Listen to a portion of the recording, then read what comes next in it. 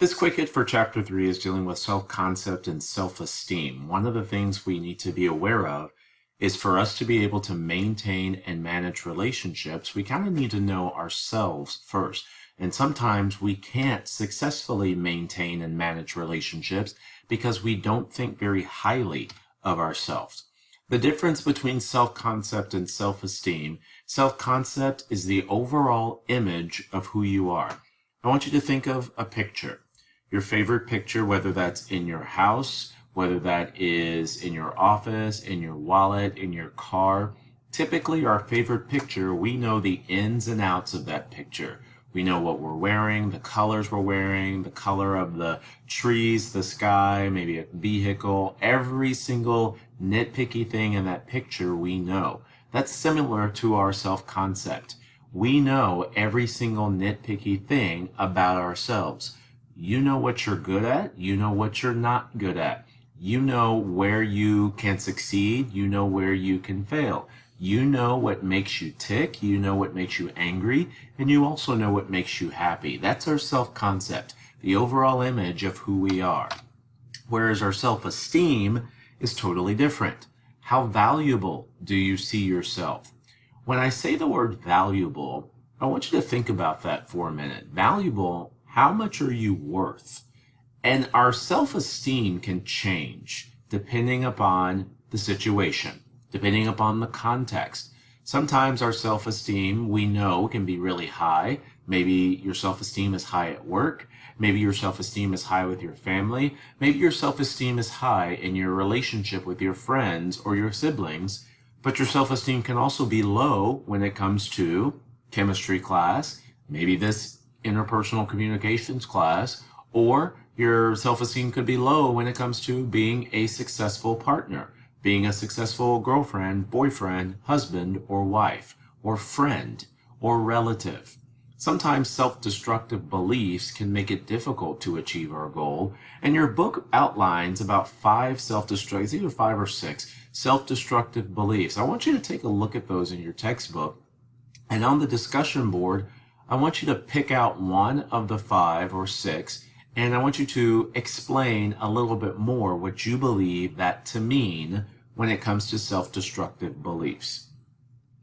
However, our self-concept and our self-esteem are both developed by, first of all, reflected appraisals. This is not in your book, but you're still responsible for it, for the assessments or tests or exams or quizzes.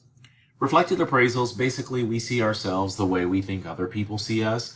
Essentially, think about all the things people have told you you were good at. And then you start to believe that you're good at those things, and your self-concept and your self-esteem can grow from that. Similarly, your self-concept and self-esteem can also be put down or shot down because people either tell you you're not very good at something or you should probably do something else.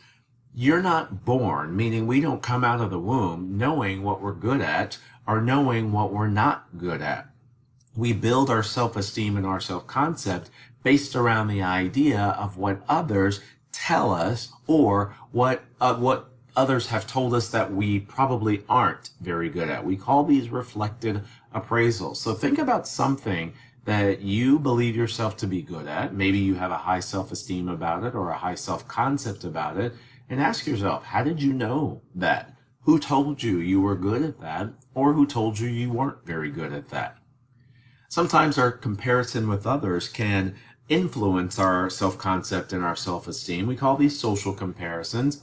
And I always say we compare ourselves based on the same level. What I mean by that is you listening to this quick hit, you pretty much do not compare yourselves to celebrities or maybe Bill Gates or Oprah. Those are a different level than us.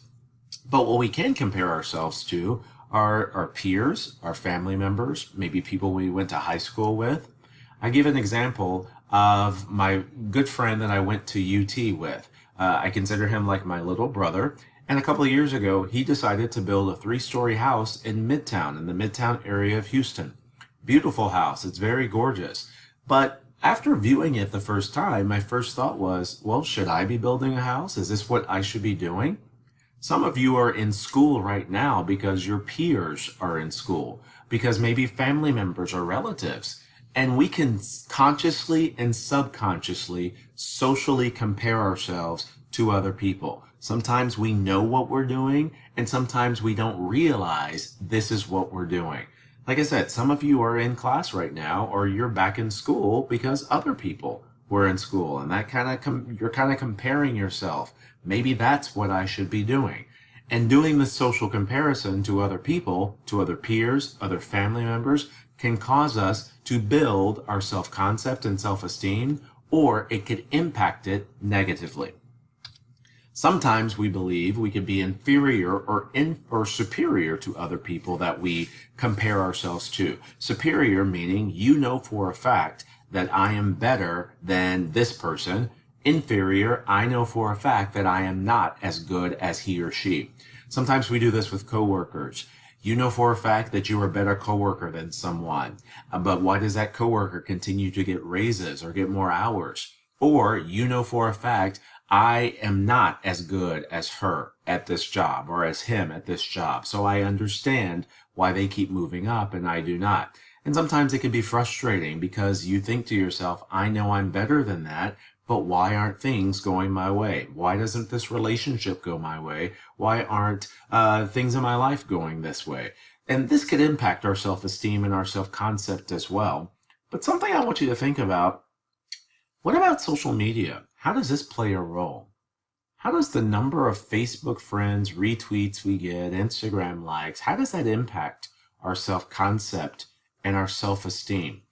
This is another question I want you to answer on the discussion board. How does social media impact our self-concept and our self-esteem, especially when we are comparing what's on social media, to maybe other people? So answer that question on the discussion board, and I will be chatting along with you for this particular discussion.